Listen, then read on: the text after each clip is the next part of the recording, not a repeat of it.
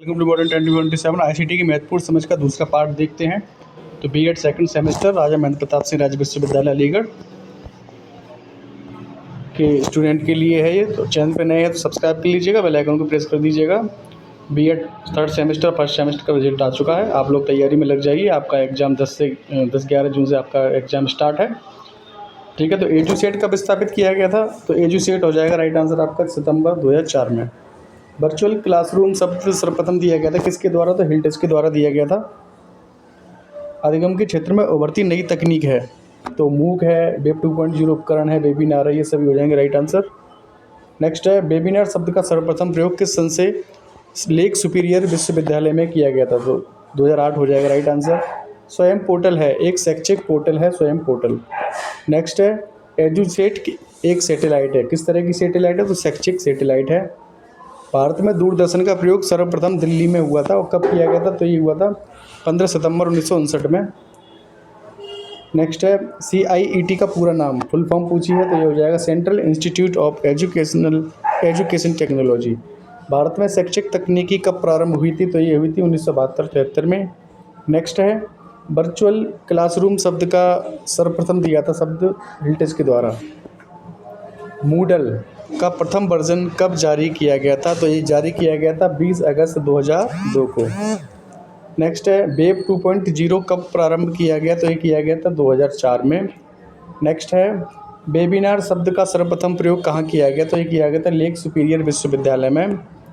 Web 2.0 की सुविधाएं एवं तकनीकियां हैं तो एप्लीकेशन है ये वेब 2.0। आवासीय अधिगम वातावरण में सम्मिलित नहीं है मूल्यांकन। आवासीय अधिगम वातावरण ऑनलाइन जो लर्निंग होती है उसी को बोलते हैं आवासीय अधिगम।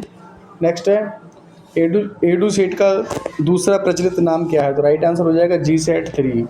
स्लाइड के प्रकार होते हैं तो lantern slide, cellphone slide, glass slide, ये सभी क्या है? स्लाइड के प्रकार हैं।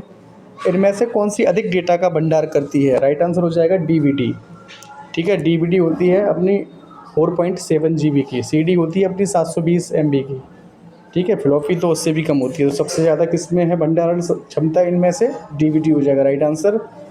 आवासीय विश्वविद्यालय लर्निंग समुदाय का आधुनिक रूप है ग्लोबल विलेज। आवासीय माध्यम का प्रयोग किया जाता है उच्च शिक्षा हेतु, यानी कि ऑनलाइन जो स्टडी करी जाती है ऑनलाइन, ठीक है। ऑनलाइन माध्यम का प्रयोग किया जाता है, ऑनलाइन को ही आवासीय कहते हैं, ठीक है। तो उच्च शिक्षा के लिए। नेक्स्ट है आवासीय विश्वविद्यालय कितने घंटे एवं दिन का होता है? तो 24 घंटे और 365 दिन का होता है। नेक्स्ट है आवासीय विश्वविद्यालय द्वारा शिक्षा प्राप्त करना है कम खर्चीला है, ठीक है। तो आवासीय विश्वविद्यालय या ऑनलाइन विश्वविद्यालय एक ही बात है। एक ऐसा शिक्षण संस्थान है जो इलेक्ट्रॉनिक मीडिया आमतौर पर इंटरनेट के माध्यम से उच्च शिक्षा कार्यक्रम प्रदान करता है। आवासीय पाठ्यक्रम होता है फ्लेक्सिबल है यानी लचीला है। नेक्स्ट है आवासीय शिक्षा विकल्प के रूप में प्रयोग की जाती है तो औपचारिक शिक्षा हो जाएगा राइट आंसर।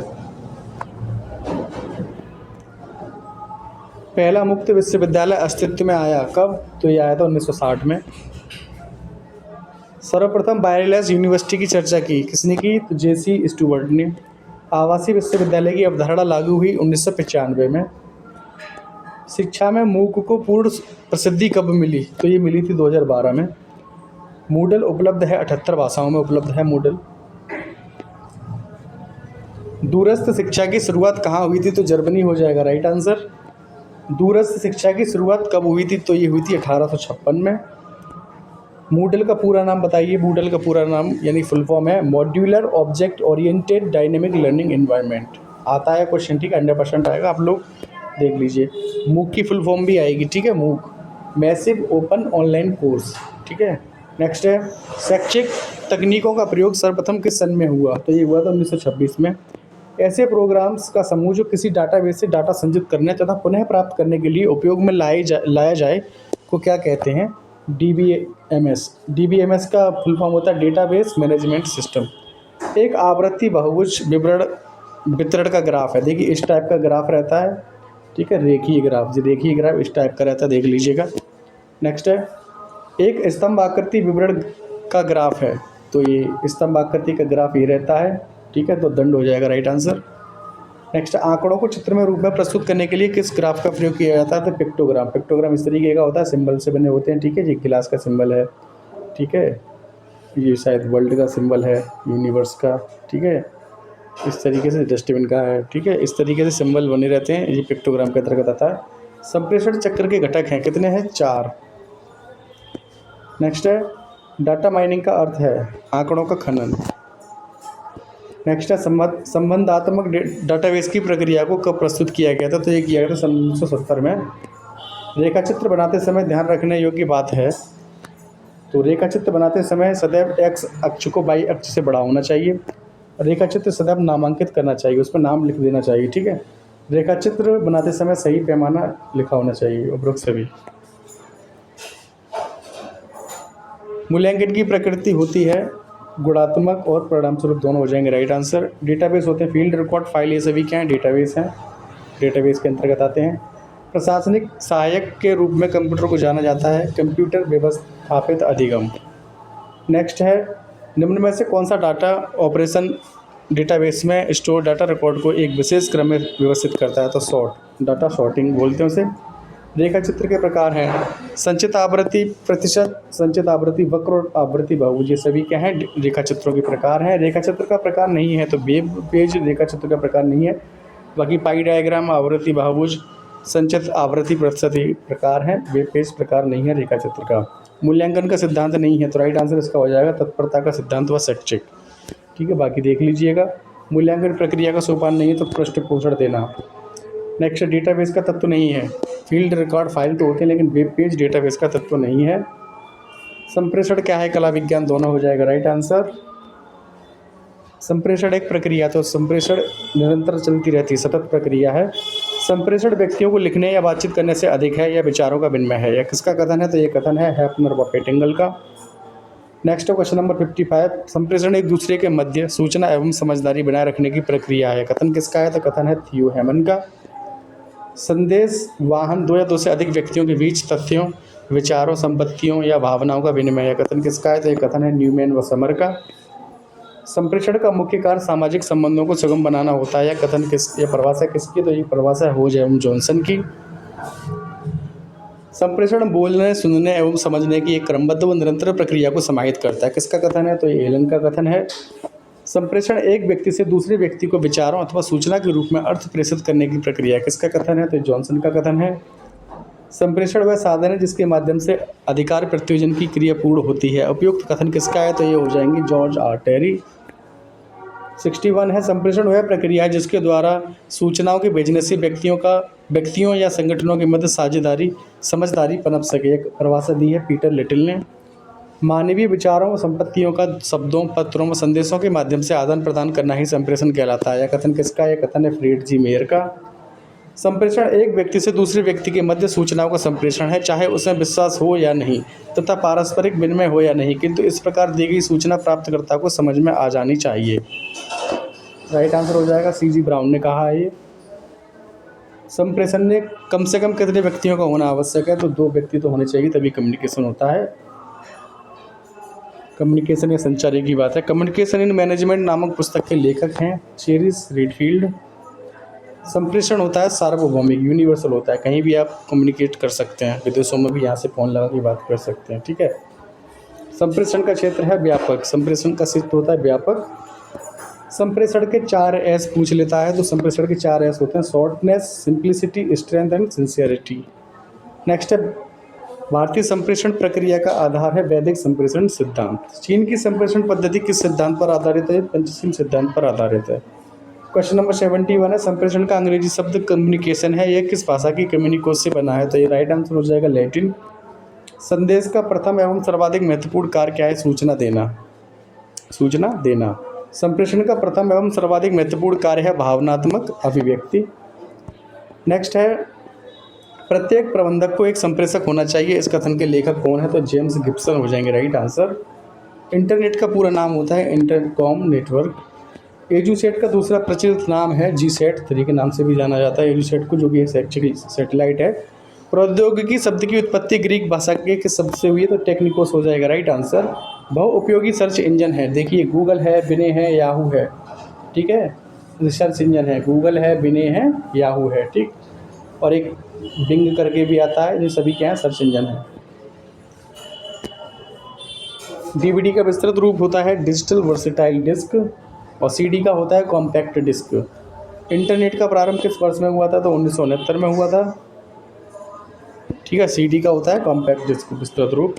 नेक्स्ट है 82, सूचना पोर्टल संबंधित है शैक्षिक सूचनाओं से और रोजगार संबंधी सूचना दोनों से संबंधित होता है पोर्टल, सूचना पोर्टल, ठीक है। वर्ल्ड वाइड वेब को कहा जाता है होम पेज। रोजगार की सूचना देने वाली साइट है तो Naukri.com, youngster.com, freshersworld.com, ठीक है, monster.com, ये सभी क्या है, Indeed.com, ये सभी क्या है, sign.com, ये सभी क्या है, रोजगार की सूचना देने वाली साइट है। वेबसाइट क्या है? वेबसाइट क्या है? एक फाइल, दो फाइल या रोम नहीं, ये फाइलों का एक संकलन होता है वेबसाइट। ब्राउज़रों को कहा जाता है वेब क्लाइंट।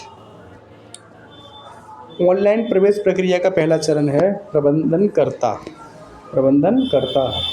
ऑनलाइन प्रवेश प्रक्रिया का जो दूसरा चरण है वो है उपयोगकर्ता, ठीक है। पहले मैनेजमेंट, फिर उसका जो उपयोग करेगा वो उपयोगकर्ता, फिर तीसरा चरण जो है प्रवेश प्रक्रिया का होता है प्रक्रिया, प्रोसेस। डिजिटल प्रोजेक्ट के विकास हेतु सॉफ्टवेयर का निर्माण किया फ्रैंक गेरी। नेक्स्ट है भारत में इंटरनेट सेवा को जनसाधारण के लिए मुक्त कर दिया गया था 1995 में। विस्तृत खुले ऑनलाइन पाठ्यक्रम को संक्षिप्त रूप में कहा जाता है मूक, मैसिव ओपन ऑनलाइन कोर्स इसका फुल फॉर्म है।